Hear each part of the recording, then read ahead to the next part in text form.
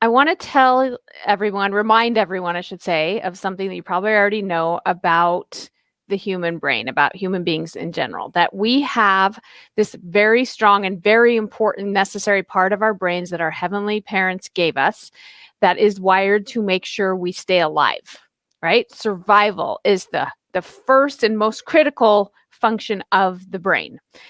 And we have parents who want to make sure that we stay alive too, right? As a parent myself, with my oldest child is a junior in high school this year, so he has one more year until he leaves the house, and I find myself thinking, oh, have I taught him? Like, I'm sure I've not taught him at all the things I need to be teaching him. What am I missing here? And I want to teach him about Jesus Christ and about the gospel. And I want to teach him about what I believe about health and about well-being. And I want to teach him all of that. But none of that is going to matter if I don't teach him how to survive. If he doesn't know how to make a grilled cheese sandwich, he's going to starve. And so survival is the primitive level of the brain. And so I will just say that everybody listening to this fireside tonight is surviving just fine. Maybe you're going through something challenging and you feel like you're just barely surviving. We all go through stages like that. But I promise you that if you have the technology to be able to stream a fireside like this or to watch it later, however you're watching this, you're doing well. You're actually far above survival. Okay. And this is important to know because I get the privilege of talking to you about having the courage to follow your dreams. And here's the truth. Dreams are beyond survival, typically, right? Usually we want to survive and we'd like it to be as easy as possible. We want to have food and shelter and enough money to get by. Those are all survival things, right? But we have dreams that are things that are just kind of alluring, that sound interesting and fun. And that survival part of your brain resists that. That part of your brain says, why are we going to do that? Why try this new scary thing when it might jeopardize our survival? We're already surviving so well. Why bother trying something new and something different? Let's just keep doing what we're already doing. Okay. And so before I answer the question about why I think we should pursue our dreams, I want to tell you what are reasons that I used to believe and a lot of people believe that I think are not the reasons. Okay.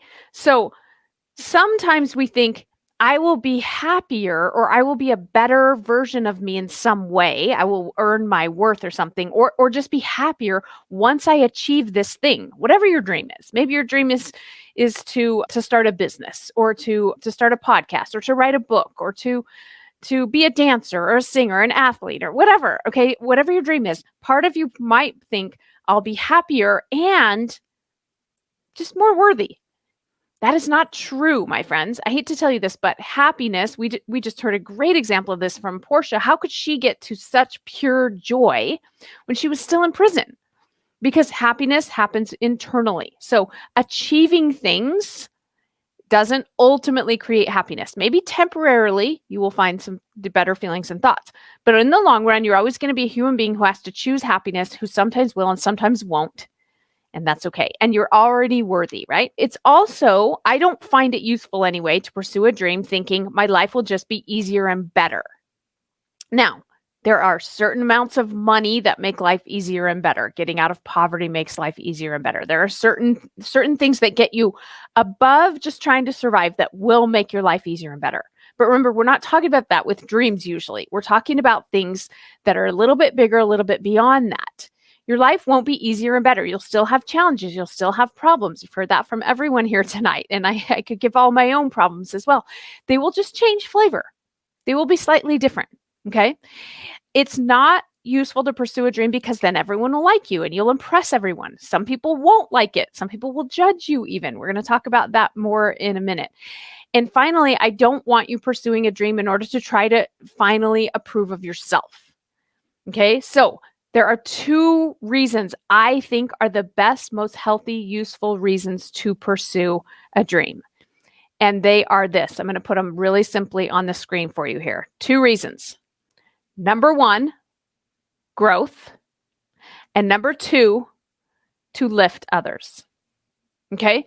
So we are here on earth to grow. That is why we are here. We are not just here to return to our Heavenly Father. If that were the case, why would He send us away in the first place? We are here to grow. We are here to become like our Heavenly Father and our Heavenly Mother. We are here to become like them. And I'm going to talk more about that in just a minute. I want to talk about lifting others, though, first.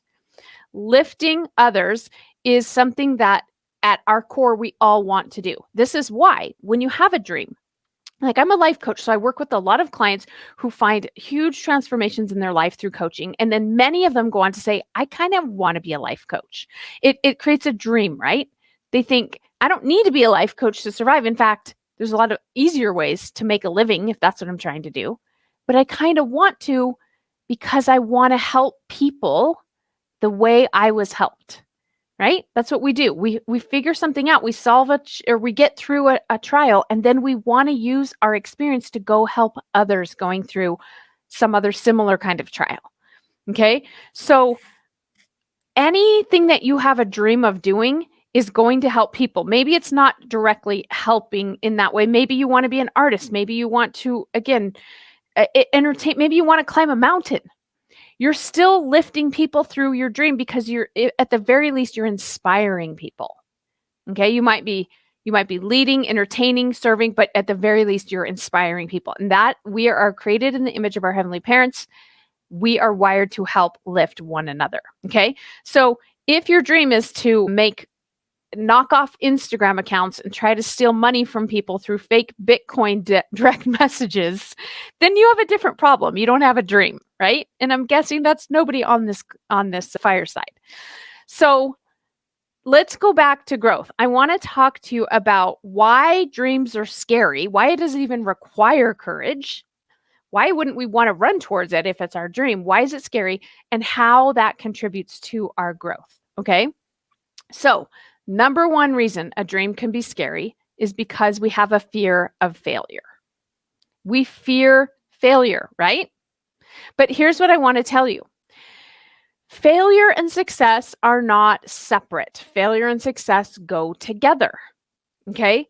So let's just talk about how do we fail? And as I say that, failure and success go together. I hope that you're not like, what? Nobody ever told me that before.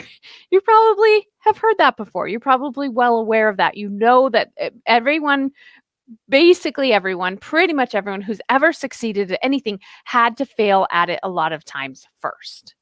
Okay? So how do we minimize our fear of failure a little bit? Okay?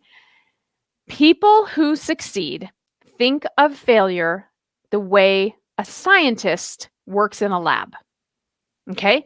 When they go out and they try things and they put themselves out in the world and they attempt things and they fail, as we all will, they don't make it dramatic. They make it more like math or science. Okay? Think about a scientist in a lab trying to, let's say, find a cure for some disease. They test something. Oh, it didn't work. Let's try again. Let's test something else. Oh, that didn't work. Let's try again. What we tend to do when we're not thinking like a scientist is we make it all dramatic, right?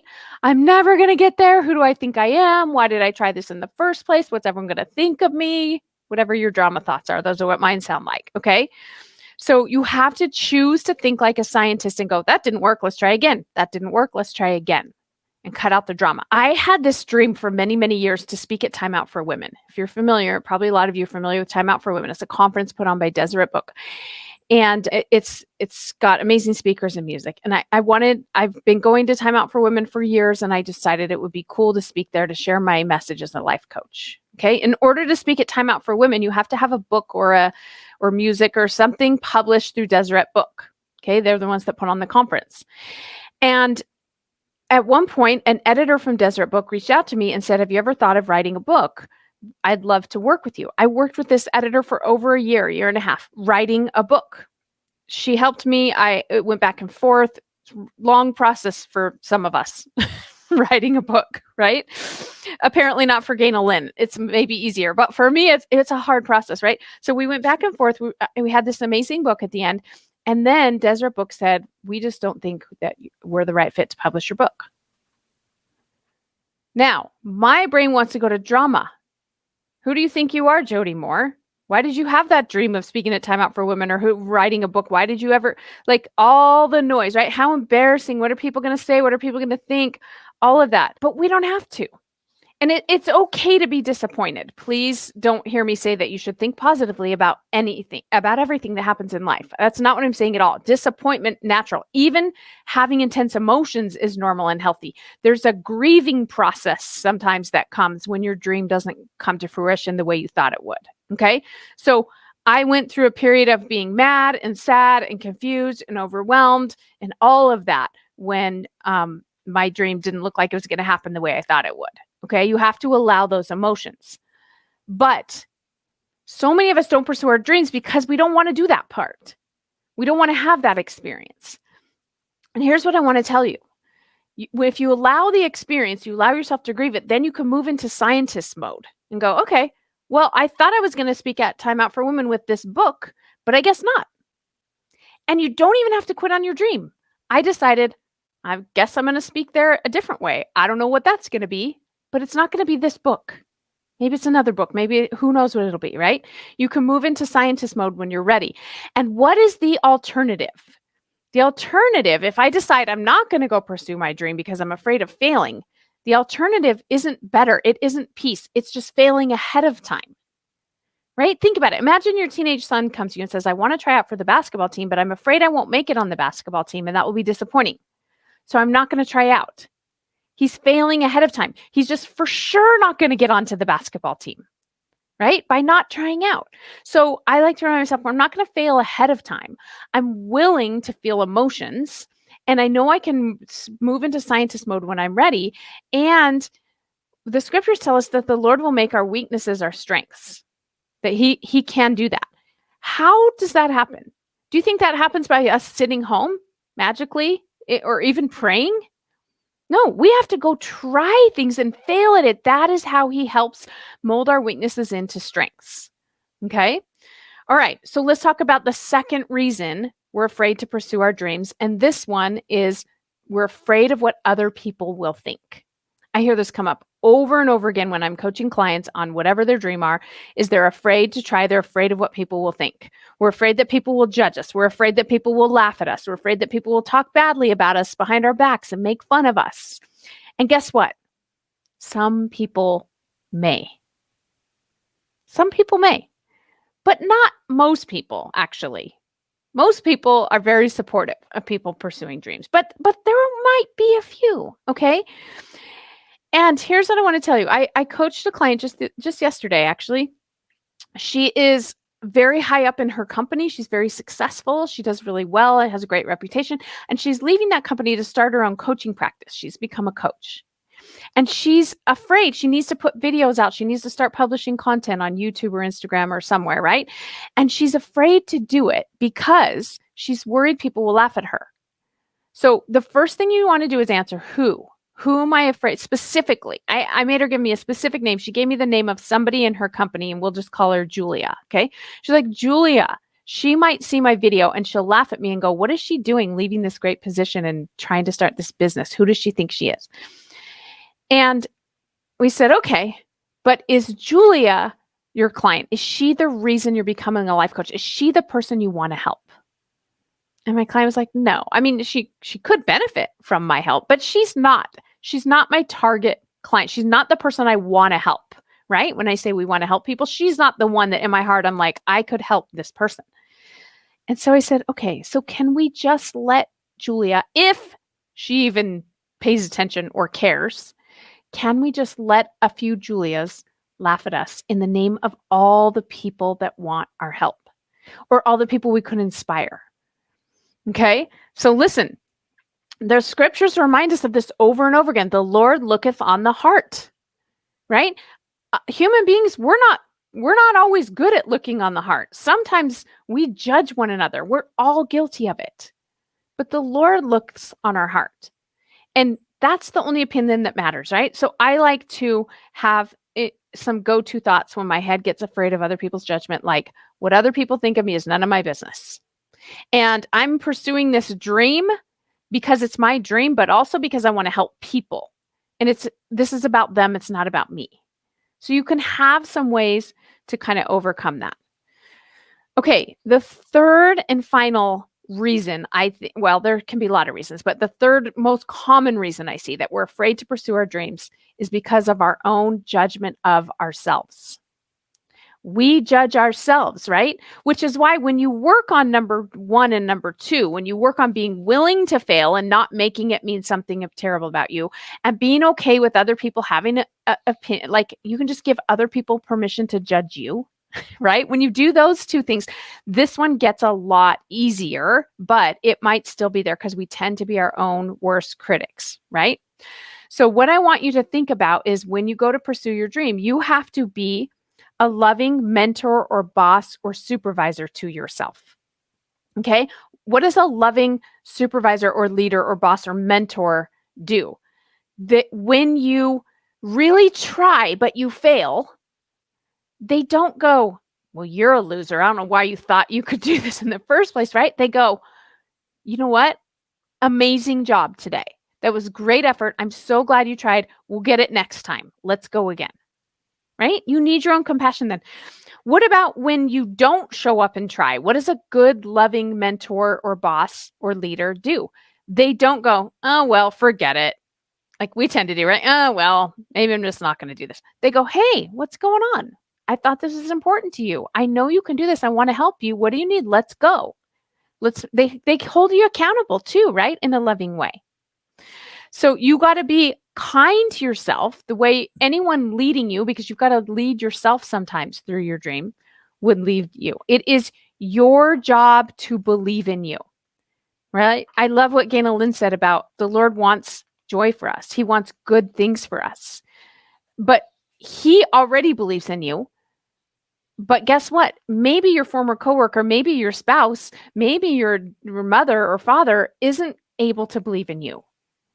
You got to believe in you and turn to the Lord and ask him to help you see yourself the way he does. Okay.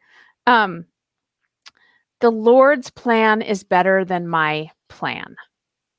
Again, such good examples of this from the other speakers we've had tonight. But when Portia was telling her story, I kept thinking, yes, that it's a powerful example of how I think my plan is the best plan. We should just go with it. But it doesn't usually work that way when we pursue a dream. It's the Lord's plan. It's his timing. It's his methodology. And as you pursue a dream, if you can overcome these challenges, if you can manage your way through them anyway, I've never been able to get rid of the fear. I've just been able to have enough courage to move forward anyway by managing myself, by choosing how I'm going to think about it, by allowing the Lord to strengthen me through that strengthening power of the atonement. So I ended up publishing an amazing book that an awesome editor at Desert Book helped me to write. I was able to take to Faith Matters and publish with them. I don't know if you know of Faith Matters, but that was a perfect fit for my book. And it was such an amazing experience. And I met some amazing people that have changed my life. And so now I can see, like, of course, my book was supposed to not get published at Deseret Book. It was supposed to be published at Faith Matters. And a few months after my book came out, I got an email from someone at Deseret Books saying, we are starting a new community for women called Magnify. And we'd love for you to participate in this community and do some work with us in it. And we're going to be promoting that Magnify community at Time Out for Women. And we were hoping you will come and speak this year at Time Out for Women. Man, that was a lesson for me that the Lord's plan is better than my plan. And that my dreams, pursuing them, is going to require some failure along the way. Sometimes it's a couple big failures. Sometimes it's a whole bunch of little failures, but failure is the way that the Lord strengthens us. And I'm so glad that I chose to, after I processed the emotion of that disappointment, to maintain a healthy, good relationship with Deseret Book and not sit around and be mad about it, right? I could have done that. I've done that in other areas of my life. And the Lord can't guide me through my dreams if I don't choose to come back to a Christ-like place. But if I do, he will in miraculous ways. I've seen that happen for myself, so many of my clients, and I know that's possible for you too, my friend. So last thing I want to leave you with is this. In the scriptures, I want to share with you this picture of Christ. I love this picture. And in the scriptures, it says, ask and ye shall receive, knock and it shall be opened unto you. And I love the idea. We hear this a lot, like with the Joseph Smith story, right? That if we ask the Lord, can you tell me if the church is true or what have you, that he will tell us. But what about the knocking part? He wants us to take action. He wants us to go try things. He wants us to try out for the sports team. He wants us to pursue the business or the whatever it is that is your dream. You have to knock and it will be opened unto you. Maybe not the first time. Maybe you're going to have to knock a whole bunch of times. But can you not overcome, but manage yourself through it? Can you choose to come back to a Christ-like place and to keep trying? And it's my testimony that if you do, that the Lord will help you achieve any righteous dream that you have. And I say that in the name of Jesus Christ. Amen.